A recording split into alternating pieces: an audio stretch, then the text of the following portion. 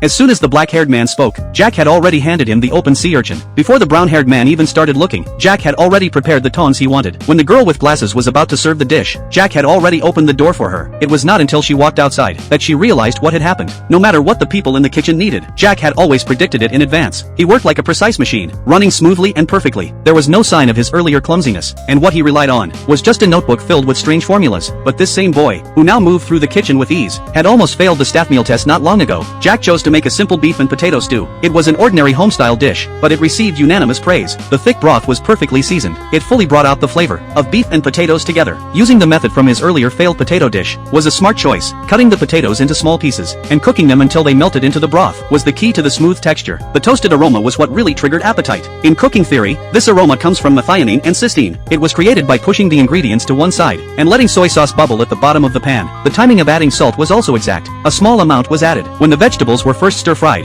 and after that, the vegetables were never stirred again. The salt level was precisely 0.8%. It allowed the vegetables to absorb flavor while fully releasing moisture. This effect was only possible by not stirring them again. Hearing everyone analyze his dish so carefully and reasonably, Jack felt excited. Because of what Ning Ning had said earlier, he finally understood that people were not tireless machines. So after leaving the kitchen battlefield, there was nothing more suitable than a beef and potato stew to comfort the heart. The only thing left was how to make this dish truly good. Jack believed that such a thoughtful dish would surely pass the test, but to his surprise, only 2 co-workers voted in favor. Jack could not understand what the judging standard really was. Heike said that the rules were something the main character had to discover himself. The cold black-haired man, however, kindly gave Jack a reminder. Since the kitchen was a battlefield, the staff meal had to inspire people, not just fill their stomachs. Jack was confused. Wasn't it enough for food to taste good? Everyone had reacted positively before. Why insist on emotions? On spirit, things that cannot be measured? The black-haired man said that Jack simply did not know how to observe humans. The outcome was decided. The moment Jack chose beef and potato stew, that was why Jack was not suited to be a chef at all. 5 days passed in the blink of an eye. Jack still failed to make a staff meal that satisfied everyone. He followed the requirement to use high-end ingredients without concern for cost, but the bad flavor caused the dishes to be thrown away as trash. On top of that, he could not keep up with the kitchen's pace and was constantly scolded. After all these experiences, Jack lost his confidence. Looking at the caring message from his father, he did not even know how to reply. Jack decided to duel with a dish named after the word homesickness. Hai immediately became excited and asked everyone to leave. He wanted to watch the cooking process alone. At the same time, he made a bet. If Jack failed again, he would completely step out of Jack's life. Outside the restaurant, the chefs began to talk. Since Jack mentioned the word homesickness, it meant he already understood why he failed before. It turned out that everyone in the restaurant came from different countries. Because of that, everyone's sole dish was different. So a dish like beef stew with potatoes, even if many people like it, could not satisfy everyone. This was a world-class restaurant. Many of the guests were foreigners. If Jack kept thinking in a narrow way, then he would never become a top chef. When the dish was served, its strange shape surprised everyone. The black grains in the sauce also confused them, but when they smelled it, everyone showed shock on their faces. Then the long-haired man slowly cut a piece of meat and dipped it into the sauce. Others did the same and put it into their mouths. They looked even more surprised. Some people even dropped their forks after finishing the bite. They could not believe it. The taste was unbelievably good. Then they continued eating and started to explain.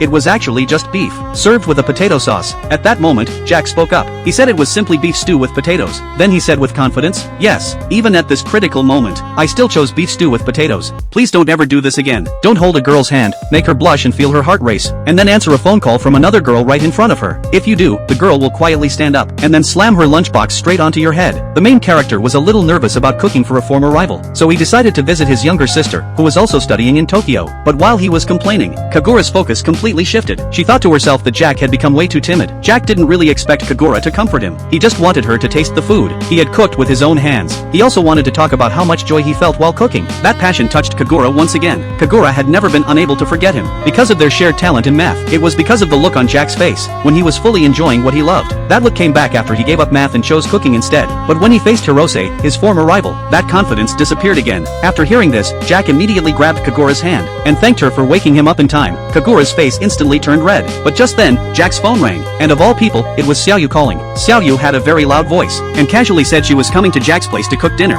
That made Kagura completely lose her temper. She slammed the lunchbox onto Jack's head, then punched him hard a few times, grabbed her bag, and left. The next day at the restaurant, Kai announced that they would be handling the banquet for an award ceremony. He also named long hair and pink hair to be in charge of desserts and fish dishes. Red hair felt very jealous. At important events like this, only those two usually get the spotlight. At most, brown hair might sometimes handle appetizers or soup. Everything else was done by Kai alone. No one else ever got a chance to show their skills. But then Kai surprised everyone. He announced that the remaining 3 dishes would be decided through team competitions. Anyone who wanted to participate could sign up. After 3 days, each team would compete internally, and the winner would become the person in charge. Red hair was the first to raise his hand and sign up for soup, but the others didn't back down either. They all signed up for what they were best at. Seeing this, long hair tried to stir things up and asked Jack if he wanted to join. Jack turned out to be just as bold. Even though Kai had already planned to give him a dish, Jack didn't want special treatment when the competition was this intense. He wanted to stand out purely through his own strength, so Jack signed up for all 3 categories.